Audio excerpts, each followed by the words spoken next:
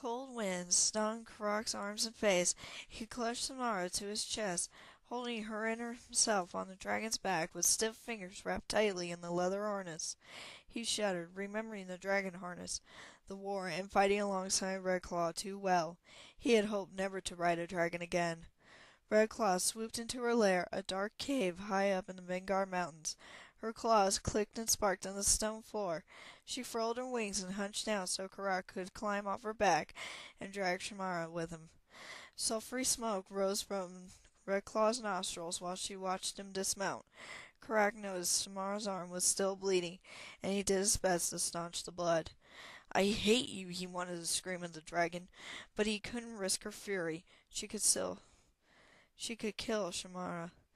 "Chain her securely. We don't want her to escape." Redclaw lumbered into the deep reaches of her lair.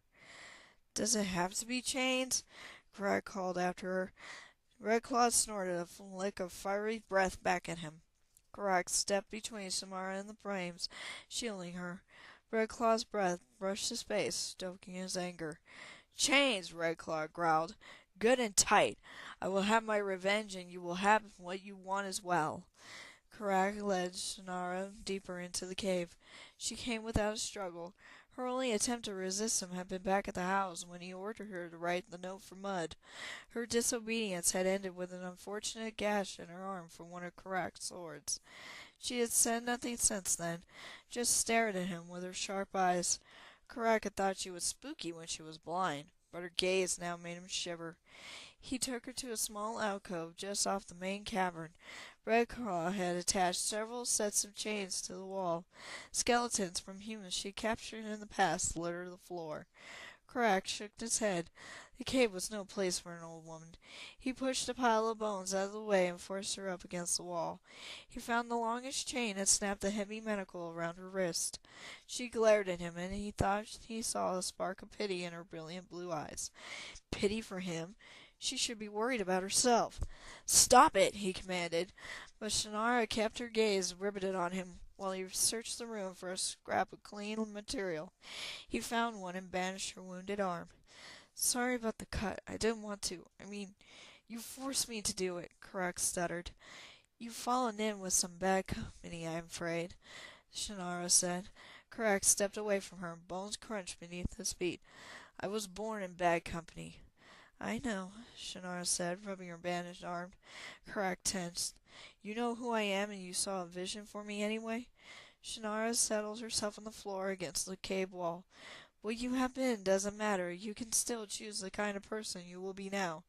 "I can hardly disobey a red dragon," Karak said. He removed the bones from the room. If Shannara had to stay here, the least he could do was clean up the place. Shannara watched him work. "Are you under the dragon's magical potion, then?" "No," Karak said.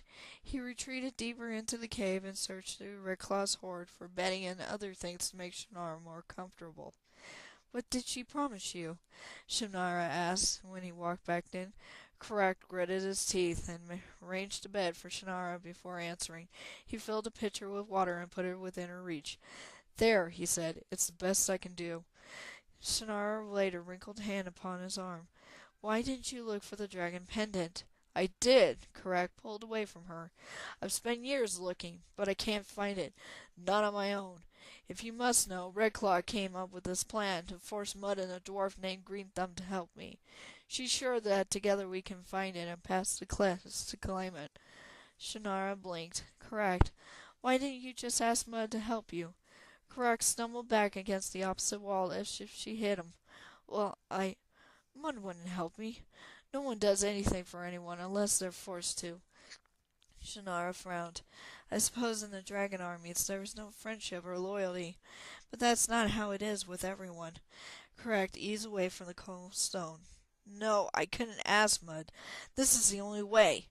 He stormed out, hating Shannara, Redclaw, and himself. End of chapter 3. Bye.